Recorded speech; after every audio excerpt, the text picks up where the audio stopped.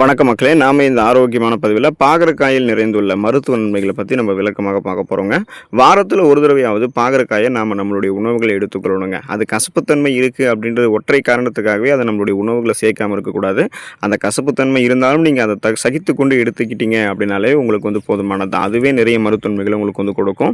இப்போ பார்த்தீங்கன்னா ஒரு சிறந்த மருத்துவ களஞ்சியமாகவே பாகற்காய் விளங்குது. அதுக்கான காரணம் அதில் இருக்கக்கூடிய ஊட்டச்சத்துக்கள் தான். விட்டமின் ஏ, விட்டமின் சி என்று சொல்லக்கூடிய உயிர் சத்து, தாதுக்கல், இரும்பு சத்து, அப்புறம் ஆன்டி ஆக்சிடென்ட்கள், இந்த மாதிரி அடிப்படையான ஊட்டச்சத்துக்கள் பாகற்காயில் இருக்குது. உங்களுக்கு பாகற்காய் கசக்குது அப்படின்னா நீங்கள் அதை சமைத்து சாப்பிட்லாம். ஸோ அதை நீங்கள் சமைத்து எடுத்துக்கொள்ளும் போது இந்த மிளகு, காரமெல்லாம் அது கூட சேர்த்திங்கன்னா அதனுடைய அந்த கசப்பு தன்மை கொஞ்சம் குறைய ஆரம்பிக்கும். ஸோ நீங்கள் அதை எடுத்துக்கொள்ளும் போது கிடைக்கக்கூடிய நன்மைகளை விளக்கமாக பார்ப்போம். அதை பற்றி பார்க்குறதுக்கு முன்னாடி இந்த வீடியோக்கு மட்டும் ஒரு லைக்கை கொடுத்துட்டு அந்த தகவலை உங்களுக்கு தெரிஞ்சவங்களுக்கும் ஷேர் பண்ணிவிடுங்க.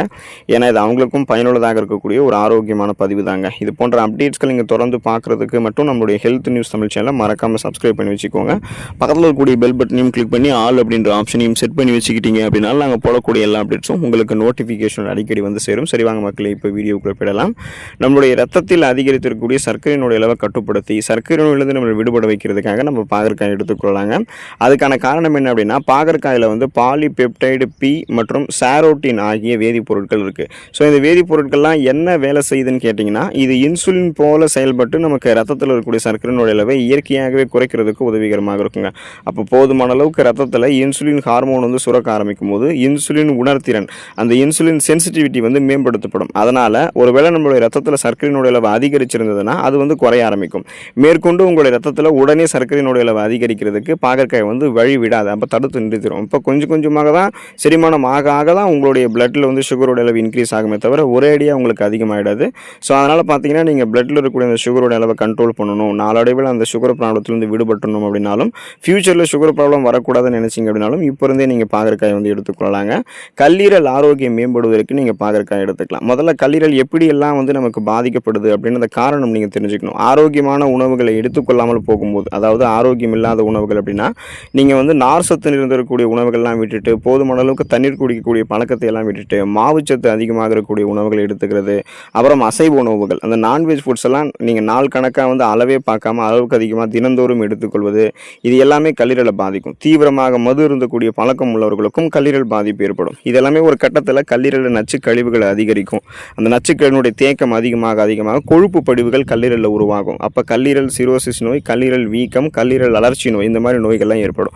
ஸோ அந்த கல்லீரலில் இருக்கக்கூடிய நச்சுக்களை நம்ம நீக்கணும் அப்படின்னா பாகற்காய் எடுத்துக்கொள்ளலாங்க. பாகற்காயில் இருக்கக்கூடிய ஊட்டச்சத்துக்கள் கல்லீரலில் இருக்கக்கூடிய என்சைம்ஸ், அந்த நொதிகளை சீராக்கி உங்களுக்கு ஆரோக்கியப்படுத்தும். ஸோ கல்லீரலில் படிந்திருக்கக்கூடிய நச்சு கழிவுகளை அகற்றிவிடும், வீக்கத்தை நமக்கு நீக்கிவிடும். அதனால் அந்த கொழுப்பு படிவுகள் எல்லாத்தையுமே நீக்கிவிட்டு கல்லீரலுடைய செல்களை மீண்டும் ஆரோக்கியமாக புதுப்பிக்க வைத்து கல்லீரலை ஒரு ஆரோக்கியமான உறுப்பாக செயல்பட வைக்கிறதுக்கு எல்லாமே தொடர்ந்து பாகற்காய் நம்ம எடுத்துக்கொள்ளலாங்க. நோய் எதிர்ப்பு சக்தி திறனை அதிகரித்துக் கொள்வதற்கு பாகற்காய் எடுத்துக்கலாம். இப்போ நமக்கு நோய் எதிர்ப்பு சக்தி திறன் குறைவாக இருக்கக்கூடிய காரணத்தால் தான் பல்வேறு விதமான நோய்கள் நமக்கு ஏற்படும். ஸோ அதன் காரணமாக சீசனலாக நமக்கு புதுசாக அட்டாக் ஆகக்கூடிய நோய்களுமே ஏற்படும். இது எதுவுமே நம்ம வரக்கூடாது அப்படின்னா இம்யூன் பவரை இன்க்ரீஸ் பண்ணிக்கணும் இல்லையா? அப்போ நம்ம பாகற்காய் எடுத்துக்கொள்ளணும்.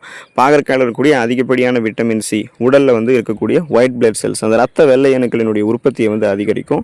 இதனால் நமக்கு இருக்கக்கூடிய சாதாரணமான நோய்களான சளி, காய்ச்சல், இருமல், தலைவலி, இந்த மாதிரி சின்ன சின்ன நோய்களை எல்லாம் நம்ம குணப்படுத்திக்கலாம், மீண்டும் வராமல் தடுத்துக்கலாம். அதே போல் சீசனெல்லாம் புதுசாக அட்டாக் ஆகக்கூடிய பருவகால தொற்று வியாதிகள் அப்படின்னு சொல்லுவோம். ஒரு புது கிருமி நம்மை தாக்கி ஒரு தொற்று நோய் ஏற்படுத்தும். அந்த மாதிரி நோய்கள் எல்லாம் வராமல் தடுத்துக்கொள்ளலாம். நலமோடு நம்ம இருக்கலாம். ஒட்டுமொத்தமாகவே நம்மளுடைய அந்த உடலினுடைய நோய் எதிர்ப்பு மண்டலம், அந்த இம்யூன் சிஸ்டத்தையே ஸ்ட்ராங் பண்ணிக்கிறதால எந்த விதமான நோய்களுமே நமக்கு வரவே வராது.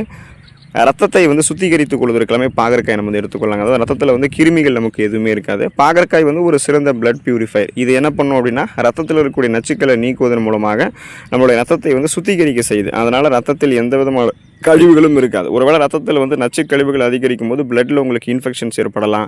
அதுக்கப்புறம் டைஃபாய்டு, அதாவது குடல் தொற்று நோயெல்லாம் உங்களுக்கு பார்த்தீங்கன்னா இருக்கும். அப்புறம் ரத்தத்தில் பிலிருபினுடைய அளவு அதிகரிக்கும் போது பிளட்டில் பார்த்தீங்கன்னா உங்களுக்கு இன்ஃபெக்ஷன் ஆகிடும்.